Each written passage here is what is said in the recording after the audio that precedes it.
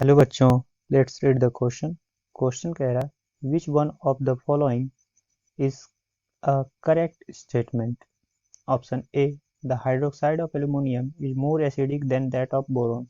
Option B, the hydroxide of boron is basic while that of aluminum is amphoteric. Option C, the hydroxide of boron is acidic while that of aluminum is amphoteric. Option D, the hydroxides of both boron and aluminum amphoteric. यहाँ पे जो की concept use हो रहा है that is की concept of chemical properties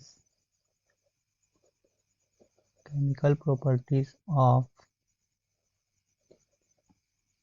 aluminium hydroxide AlOH3 and boron hydroxide BOH3।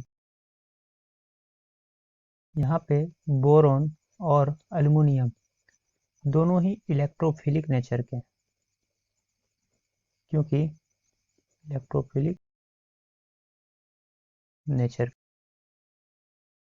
Due to the presence of an empty p orbital, due to the presence of empty p orbital,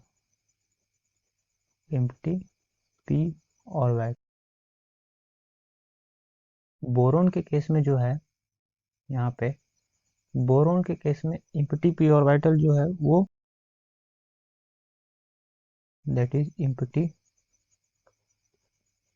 2p orbital which is small in size।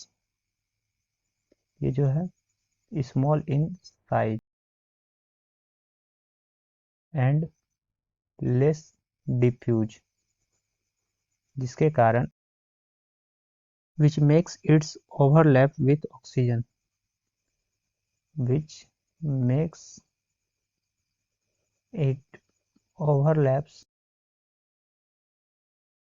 with oxygen lone pair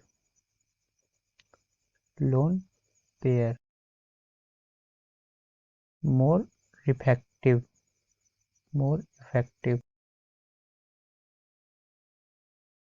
That's why this increase the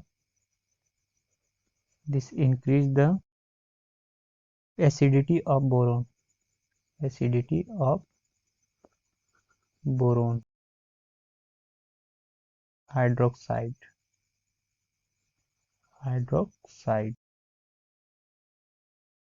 But in case of aluminium,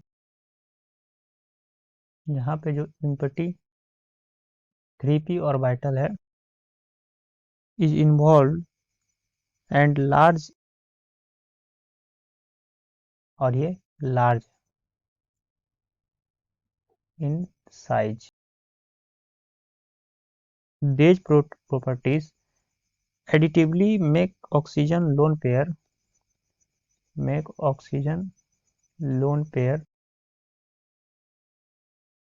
interaction less effective।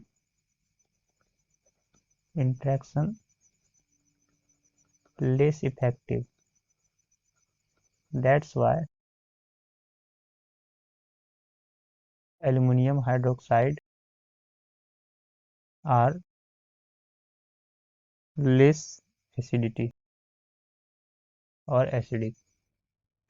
तो aluminium के case में ये आ रहा है, यानी कि the hydroxide of boron is acidic while that of aluminum is amphoteric, क्योंकि ये एसिड की भी तरह ट्रीट करता है और कुछ हद तक बेस की तरह, इसलिए amphoteric are those which has both characteristic acidic and basic। So the correct option is option C। यहाँ पे बोरोन हाइड्रोक्साइड एसिडिक की तरह ट्रीट करेगा while that of aluminum is amphoteric, यानी एसिड और बेस दोनों की तरह। I hope this is clear to you. Thank you.